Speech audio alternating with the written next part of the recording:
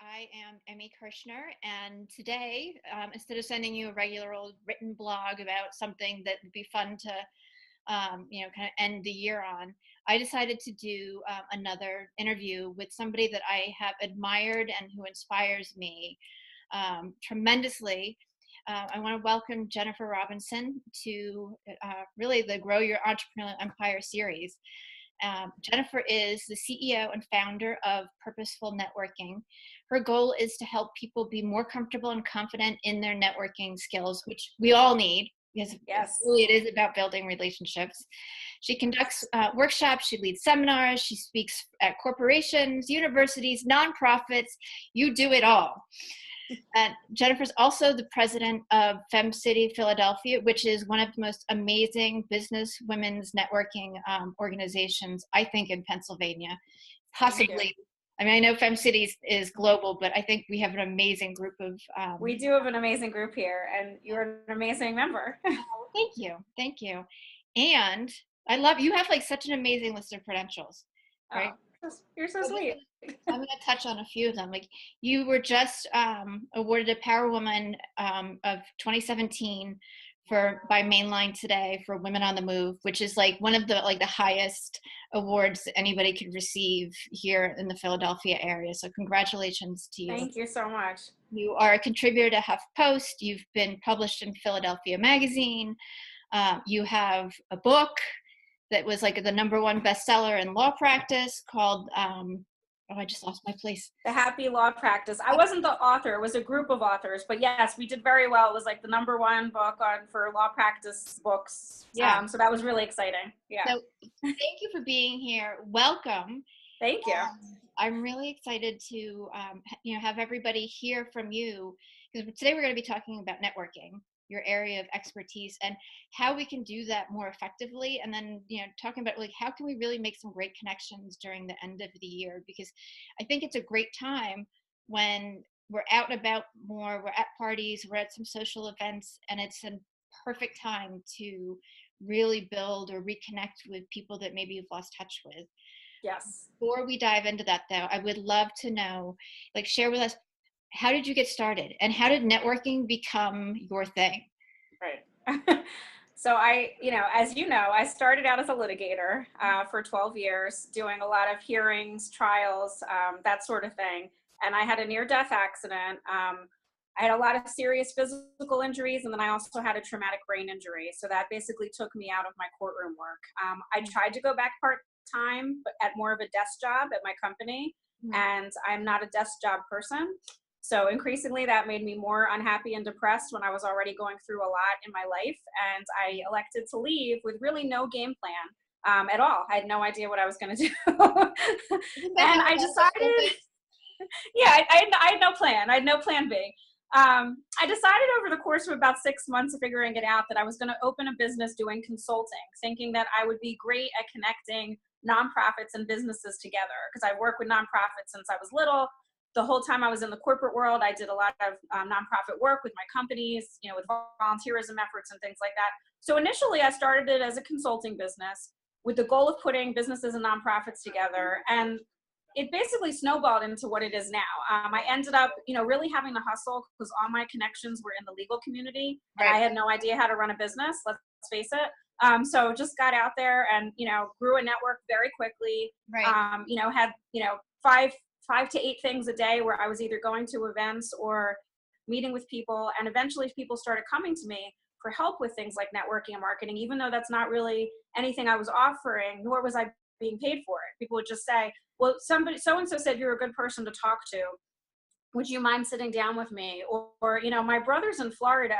He just lost his job. I know you don't know him, but how would you feel about getting on the phone with him? I really feel like you could help him with his, what he's doing in transition to help him network to find another job. So that started happening. And then ultimately, really through our FemCity organization and our former president, who was a very close friend of mine, Cheyenne Dominguez, people said, why aren't you doing this as your business? And I'm like, what exactly am I doing? So, I ended up turning it into a networking consulting business, and ultimately with the goal of growing it where it is now, where I'm only doing speaking and workshops. And really the reason I didn't start with the speaking and workshops is because I was still recovering, and it was not that easy for me to do a lot of the things I needed to do to be in front of a group. So I've really come a long way, and now the business is kind of exactly where I want it to be, doing just the speaking and workshops, which is what I love, to be in front of people, and here we are.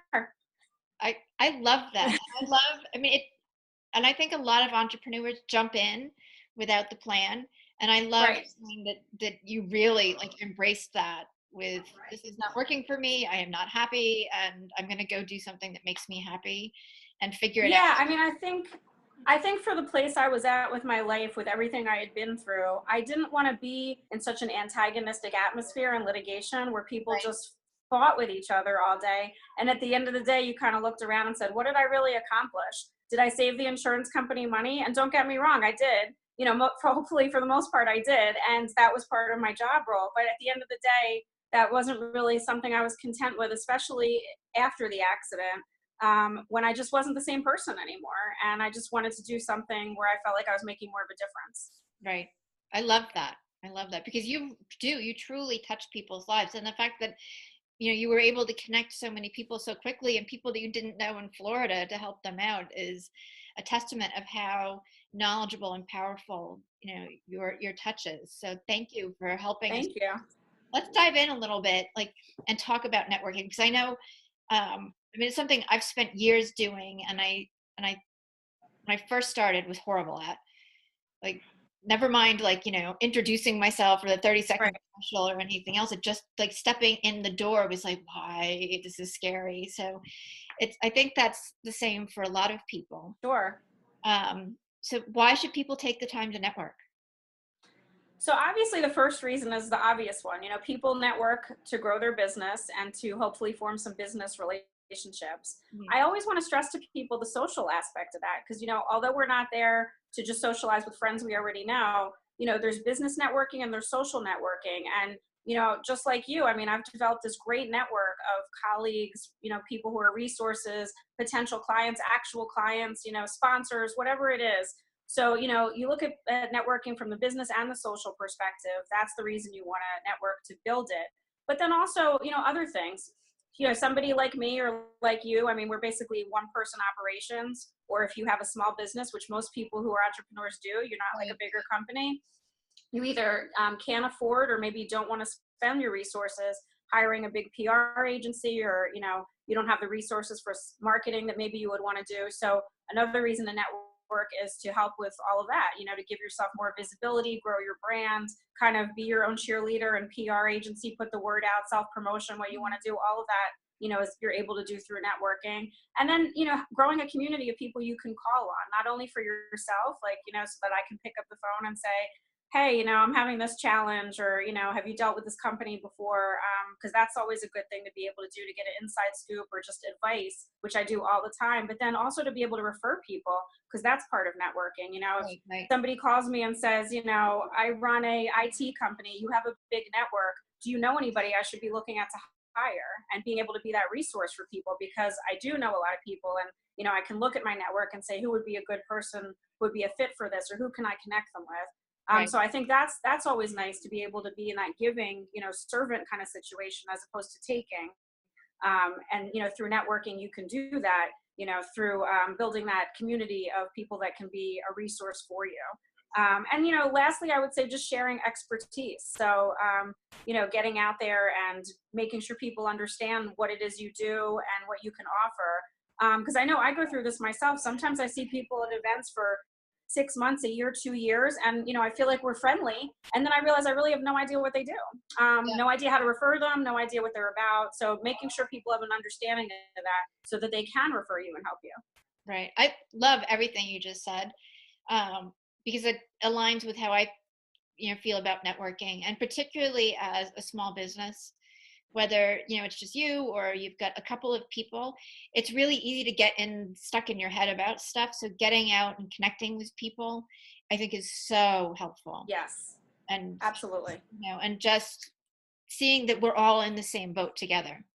We're all businesses. That's one of the things I really love about our Fem City Philadelphia group, but any networking group that anybody out there is involved in. That's part of the reason you grow with a community like that, whether it's a women's organization or co-ed or an industry group, so that you have that community of people, to celebrate the successes and also the pitfalls. All good. So yeah, what I was saying is, just having those networking organizations so that you can have that community of people, and not feel like you're always in your own head and, oh my God, has nobody dealt with this before? How am I going to handle it?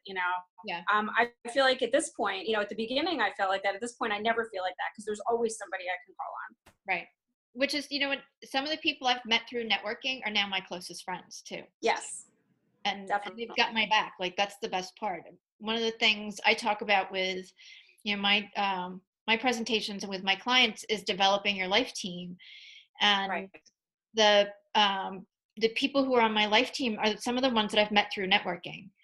And they're the people that I know have my back, are going to help me reach kind of beyond where I'm comfortable with me and get me out of my head. So it's been it's interesting how that works, and I've heard some people call it sort of their personal board of directors. Yeah. In 2016, I did a fundraising campaign for Leukemia Lymphoma Society, and I had to build a team. And one of my team members, who's a friend of both of ours from our organization, she's just one of those people that, will set goals for you higher than you'll set them for yourself. So when we started the team, she said, "What's your fundraising goal?" And I said, "Well, if I could raise like $10,000 or $15,000, that would be amazing." And she's like, "You should be able to raise $25,000, $50,000." So, she sets the goals higher. Yeah. And I'm like, no, I would never be able to do that. But lo and behold, we did raise almost $25,000. And you need people like that in your life who are like, you can be bigger and better, Yeah. So I love it. That's awesome. That's awesome. There, particularly here in Pennsylvania, but I think growing, all over the country, there are a lot of networking groups. Yes. How do you choose? Like, what's the right one for you? Yeah, so I think the first thing I would say is don't do what I did when I started my business, which was join like 10 or 12 groups. I just joined everything. I was like, I don't know what I'm doing. Let me join everything. Let me go everywhere. Right. And then people would tell you should really join this group, or this is your industry, so you need to be part of that organization. And I was like, okay, that didn't work out. So what you want to do is really think about what goals you have. I would say my personal opinion is be in at least one group that's kind of a general networking organization and at least one industry specific group. Right.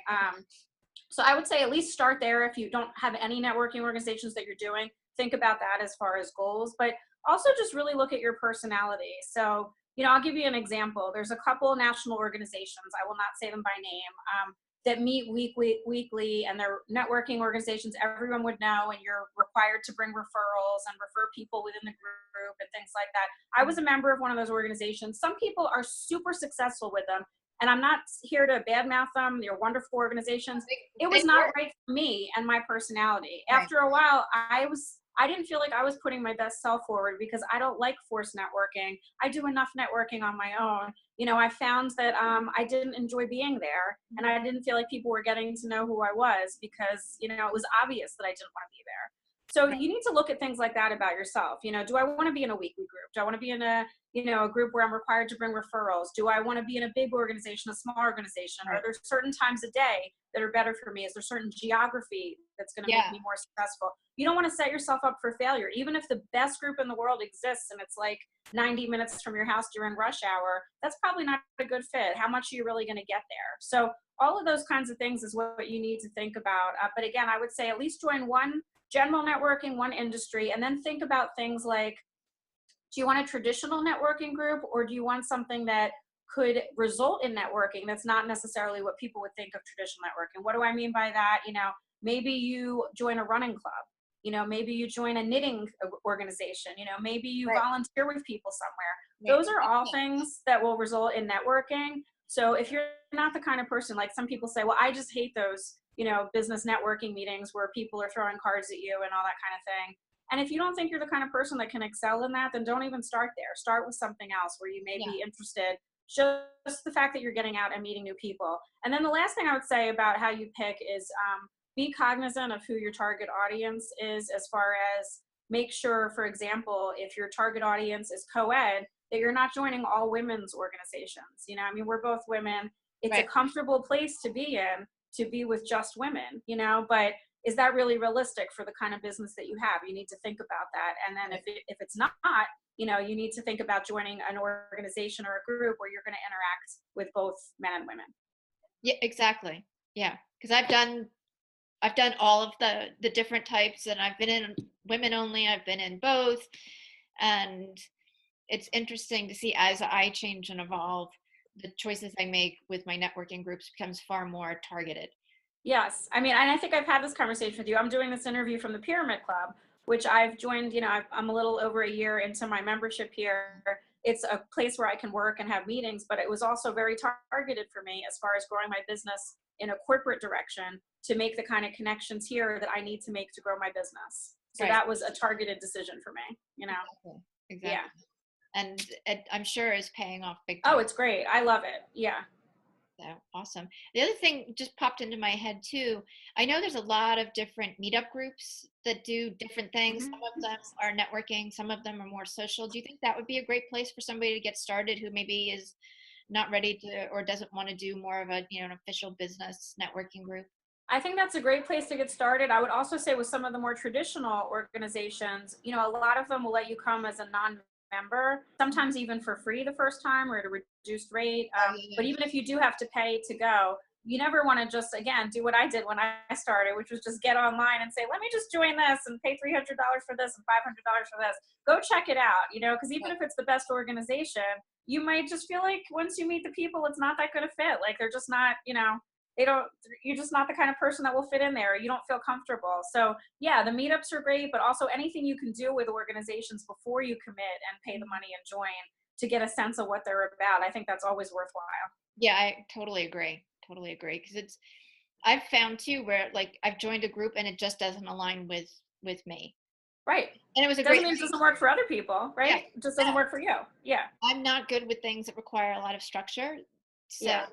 when I have more movement to be fluid and be in and out as I need to be, I show up better. And Yeah. really, I think what's important is how you're showing up to whatever group that you decide to be in too. Yeah, and if it seems like it's too forced, it probably is. I mean, most of us are not going to change our innate personality, who we are, our values. The kind of Right. are we outgoing, not outgoing. Like you can practice, you can get better at that, but who you are is kind of who you are. So I mean, if you Right. don't feel like it's a good fit, trust your instinct. You're probably right. You Yeah, know. and that I guess leads to my next question too. If you're not an outgoing person, if you're more of an introvert, what are some ways that you can network effectively and still be comfortable? Yeah. So I would say if you're an introvert and you don't do any networking, let's say you're just starting out, the best thing would be to start online. So there's a lot of groups, especially through LinkedIn, but also even through Facebook and stuff these days, where you can join online and start getting comfortable engaging even in an online capacity for people to get to know you, connect with you, Okay. share something in the group. Start there, start small, set yourself up where you're not going to fail, start small, and then look at how comfortable you're going to feel going to things. Don't start out with a 200-person event. Start out with a 20-person event. And then, what can you do for yourself as far as going to the events? If you're an introvert, arrive early. I mean, it's a good idea for anyone to arrive early, but particularly for introverts, because then you're not walking into a room that's full of people you don't know, and you're going to have to feel uncomfortable approaching people in Uh-huh. conversation. If you're one of the first people to arrive, maybe there's two or three other people in the room and they're not in conversation, and it's easier to go up to one person than it is to go up to that room full of people. I'd say also talk to the person who either planned the event or is doing registration or both.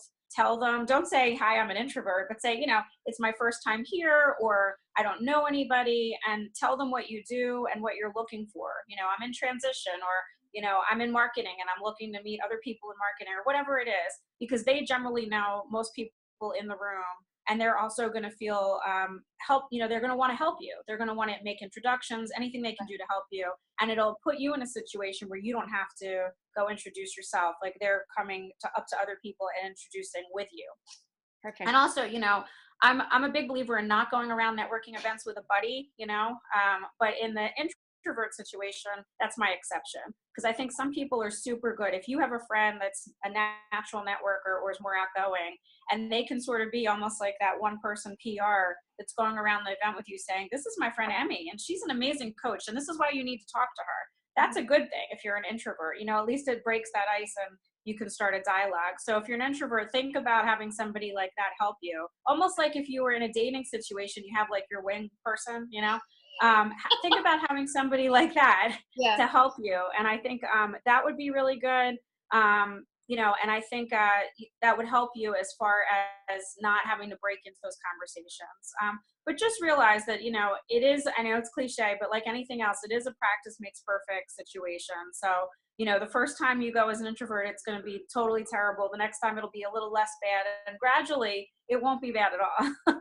You'll get to like it. It's fun. Right. I mean, I love it, but I know not everybody's like that. Right. Yeah. Well, and I mean, I've been networking for years. And it was funny, the first networking event I ever went to, I walked in late. Like I was invited at the last minute. There was no way for me to be early, but I walked into a room of 100 women and we had a microphone. I've never used a microphone before. And I was just like, Yeah. but everybody was so supportive. And I think that's, if you're new to networking or you're going to a new group, some of it is like, just tell everybody you've never been there. Tell everybody, be honest. Yeah. And I think you also brought up a good point. When you mentioned the microphone, I started thinking about 30-second pitches. If you're new to an event or an organization, make sure you understand what's going to happen at the event. Some people really hate to be surprised by things like that. Oh, I'm going to have to talk. I didn't know I was going to have to talk. I'm just going to leave. Yeah. If the event starts at 5 and at 6 o'clock, we're going to have to talk, I'm out of here. So make sure you understand the format before you go, so you're not surprised by things like that. Yeah, well, and you touched on something else that I want to expand upon a little bit too. Is you said, if you're be aware of what you're looking for, like what industry, who you're meeting, that type of stuff. And I think that's something that's easy to forget. Like you get nervous about, who am I going to talk to? What am I going to say? Right. And not entering into the networking event with the intention of, I'm looking for leads, and these are the type of leads I'm looking for. I'm looking for connections. I'm just building relationships, any of those types of things. How important is that to actually creating, a networking space where you feel like you're getting something out of it? I mean, I love the idea of just, sometimes you go to networking events and, somebody just looks like a nice person to talk to and you start talking to them and you click. And I'm never going to be the kind of person that says, oh, well, they're a plumber and, you are a professor at Drexel. I don't see how those things are going to meet. Like if you have a connection with somebody, that's always something you want to continue to explore, because why not develop a relationship with somebody you have natural rapport with? And you also never know where it's going to lead. You don't know who's in their network or what's going to happen in the future. But I do think you should try to go into events with networking goals, as far as what you're looking to get out of it. No, it's not about the cards and the leads and, coming out of a particular event with business or a new client.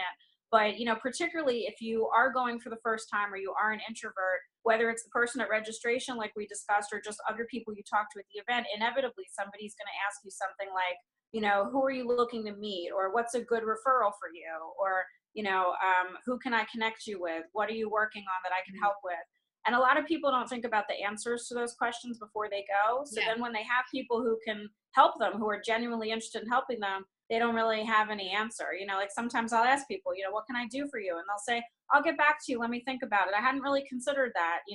Most of the time they never get back to you, and you're willing to help. So, so if you have ahead of time, if you know kind of the general answers to those questions, like if you ask me that right now, I'd say, well, we're getting into the new year and I want to connect with more corporations, people that are in training and development or marketing, somebody that would bring in a speaker or a trainer. I know what I'm looking for, know what you're looking for, so that when people ask how they can help, how they can help you.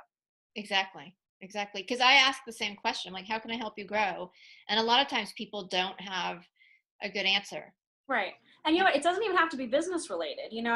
Sometimes you might be in an event and somebody says, my husband and I just moved to Philadelphia 3 months ago, and we haven't been able to find a reliable babysitter. Maybe you know somebody for them. It doesn't have to be business related. People have all kinds of needs. We're trying to plan a 10th anniversary trip. Do you know a good travel agent for us? So, any way that you can help people, but just, like I remember I went to one event, you might've been at the event. It was a breakfast and it was for Elevate, another group. We're involved in another women's group. And they asked, what was our ask or our need right now? And I said, we are in desperate need of a good dog sitter. Were you at that event with me? And I was like, I need a dog sitter. And, some one. Great. And a couple people recommended one. So, whatever it is, it doesn't have to be a business need, just something people can help you with. Yeah, I agree. And on my end, I love being able to connect people. So don't be afraid to ask. Right. Like I think that's a part of why we don't go in with the intention of, this is what I could help or need help with. This is where I'm struggling or anything else, because sometimes it's No, absolutely. You have to ask. Yeah, absolutely. Um, what are some tips for some people who might be in transition? Maybe they're leaving a corporate job and they're just starting their business. Maybe they're in between jobs and they haven't networked a lot. How do they manage that? Yeah. So first, I would say make sure you have a business card, even if you're in transition. I think a lot of people either don't feel they need a business card in transition, or they're embarrassed to get one that doesn't really have like a, I work at, such and such company or business or whatever it is. But you need to have something to give out to people, even if it just has your name, your email, and maybe like an industry, maybe not even your industry, maybe just contact information. But you need something to give out. So make sure if you're in transition, you get a business card that's a good weight, that looks very professional, and not like you threw it together at Kinko's and that kind of thing. Right. I would definitely make sure you're comfortable with telling people that you're in transition. Sometimes people think it's a big secret that they're in transition. They don't want to share it. So they go to events and they don't really share that they're looking. People can, again, going back to what we just said, people can't help you if you don't tell them. So Yeah. if you're going out to events that you're paying for while you're not working, and that's already, probably a burden for you, make sure that anybody who is around you knows that you're looking, and like, who might they be able to know that can help you? When events can get expensive. I mean, even if you are working and you're not in transition, organization events can get expensive. So look at things that you want to go to and see if they would be willing to waive the fee for you because you're in transition. Again, it never hurts to ask. So Right. contact an organization, say, I see you have this event coming up. I was just laid off. Is there any possibility I could come, or somebody could sponsor me to come, or something of that Yeah. nature? The worst that happens is they say, no, we don't do that. And you're not any worse off than you were. Right. But also, a lot of organizations, as a member, you have that benefit. Like, I know locally, I'm a member of something called the Jewish Business Network. And every month we're allowed to bring one guest for free. So, try to take advantage of other people's organizations, whether it's an ask, to come at a reduced cost or Mhm. at no cost, or talk to your friends about what they're involved in that they might be able to bring you along with. And of course, your friends are always going to be willing, your friends, your network, the community we've been talking about, they're going to want to help you. So, I mean, anything they can do for you, they will. You just have to put it out there and ask. So I would definitely do that. And I would also say, people get worried about having a gap on their resumes when they're out of work. So think about what kind of things you can do while you're in transition, whether it's volunteering for an organization, getting on a board, speaking somewhere for free, like, speaking at a local Rotary or whatever it is, just so, when you go to interviews and people say, well, I see that, you were laid off 8 months ago. What have you been doing? And, either you can have that on your resume and LinkedIn, or you can tell people, this is what I've been doing. I started helping, Habitat for Humanity. My background's in fundraising, so I just did some volunteer work with them on their big Right. fundraiser, and this is how it went. Just make sure that you're staying involved. It'll be a good way also to meet new people while you're in transition, but also just to keep up with your skills and, make sure you don't have those gaps that are going to be a problem when you start interviewing. I love that because it also kind of fills the time too, so that you're not Yeah. worrying about it. I Like, mean, it's hard when you're out of work. I mean, I've been there. It's like, you get very depressed. There's only so much of the day you can spend, sending out resumes. And then what do you do? So, I mean, it's much better idea to stay involved for as much as you can, especially with something you care about. absolutely, I love that. I love that. So thank you for sharing. Um, you have an amazing new project that you're starting. So would you mind Yes. sharing that with us? And because I think it's something that the people that are watching would really be interested in partaking in. Yeah, so really up to this point, I do kind of, come in and do keynotes, or I'll do a longer workshop, but it's mainly a one-time kind of situation. So what I did was I put together a networking series that's a year-long series, and every month it'll address a different subsection of networking, some of the stuff we've talked about today. But basically a company, a business, a nonprofit, an organization could hire me to come in once a month, every month for 10 to 12 months. They could sign on for the whole series, or they can look at the offerings I have and decide, we only want these 4 or these 6 of your series, and I'll Right. come in, every month to do 4 classes, or I could come in quarterly, whatever they need. But basically, I put together a structured, situation as far as the topics people would need to be as successful as they can be with networking, with every kind of situation they would encounter. and hopeful that, that would be something over a course of a year that people would really benefit from, to be able to grow their sales or their business or their brand or whatever it is. I love So that. And I mean, so helpful too, because I think there's something for me to learn, and I've networked for years. There's something for me to learn all the time. So to have, no, I feel that way too. I you mean, even though I do this, I mean, I'm always learning. Every event I go to, everybody I meet, I take something from them. right, absolutely. And what about, well, first of all, before I ask the last question, how can people get in touch with you? Yeah, I have a website, purposefulnetworking.com. Okay. And then my email is pretty much very simple, related to the website, jennifer@purposefulnetworking.com. So that's the best way to reach me. Okay. Email is definitely the easiest for me. I mean, you know me personally, you know what my schedule's like. Yeah. I'm usually 12 places a day. So email is definitely the easiest for me.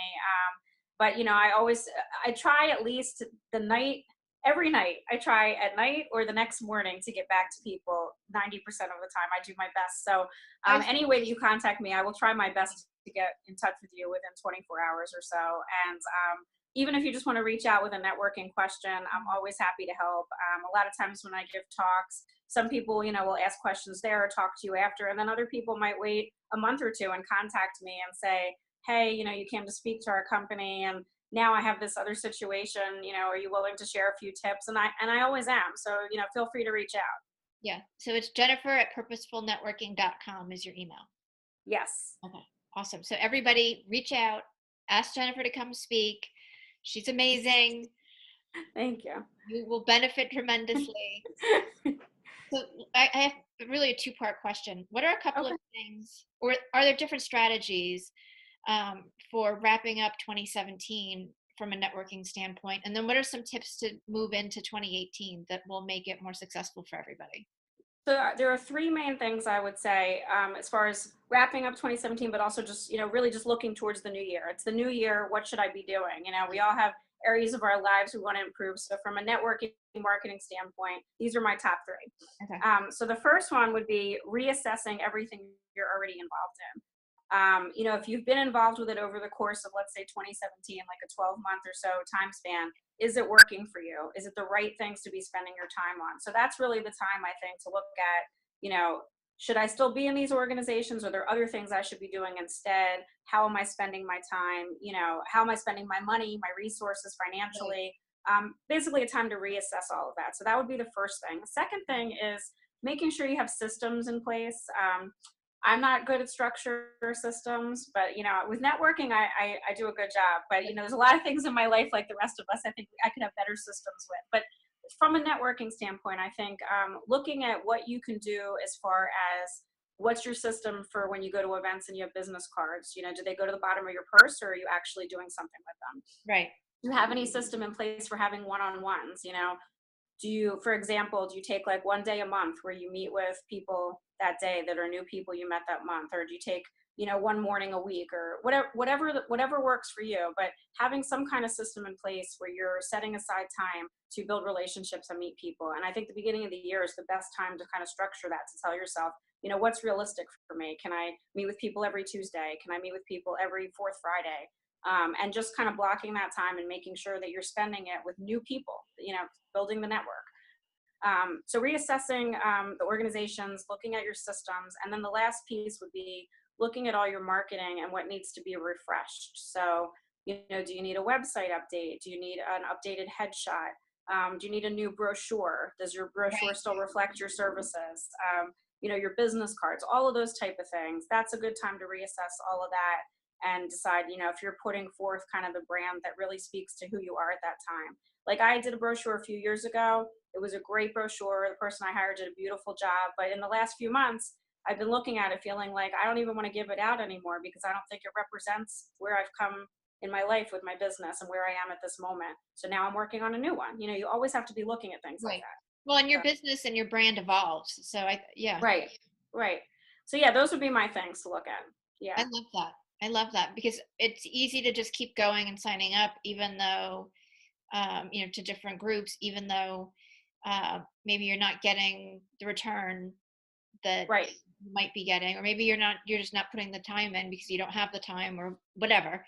Yeah. Great to just look at that again. Yeah, Yeah, absolutely. and I think you also mentioned something, that's very important. If you're not getting to an organization, you need to get rid of it. It doesn't matter how good it is. If Right. they had 20 meetings and you made it to 3, that's just not working for you. Even if it's not working for you because you're not going, it's still not working for you. So get rid of it. Right. Absolutely. And that's part of the don't overschedule with 10 Right. organizations. Right. Yes. I love that because they do take time. And I think that follow up piece is really often overlooked and the most critical piece to having and building a successful network. Oh, the follow-up piece by far, it's the piece most people don't do, and it's the only way really to start building the relationship. It doesn't matter how great the conversation was you had when you first met people. What are you going to do after that? Yeah. So just one more question because I appreciate your time and you've Yeah. given us, I mean, so much to work with. What's one thing out of everything that you've shared with us, what's one thing somebody can do to get started or to improve their networking skills overall? What is one thing? Yeah. So I think the piece we were talking about earlier about really being able to answer the question of what your needs are at that moment.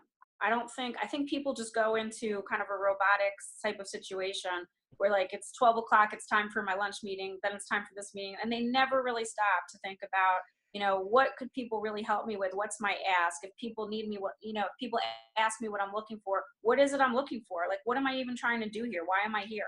They don't really take the time to stop and look at any of that. It's just kind of going through the motion. Right. So I really think that's the most important piece of it because, if you meet somebody who's like the top connection for your industry and you don't really have anything to tell them at that point because you really haven't given it any thought, that's a lost opportunity.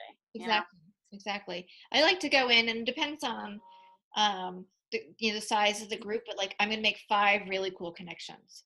Yeah, and I think that's also a very good tip. I mean, some people get intimidated because they feel like I have to meet everyone in the room or I have to give a certain amount of Yeah. cards out. It's never about that. It's about a couple quality connections, and then again, the piece we talked about, the follow up, what you're going to do with those great conversations that you had and those business cards that you collected.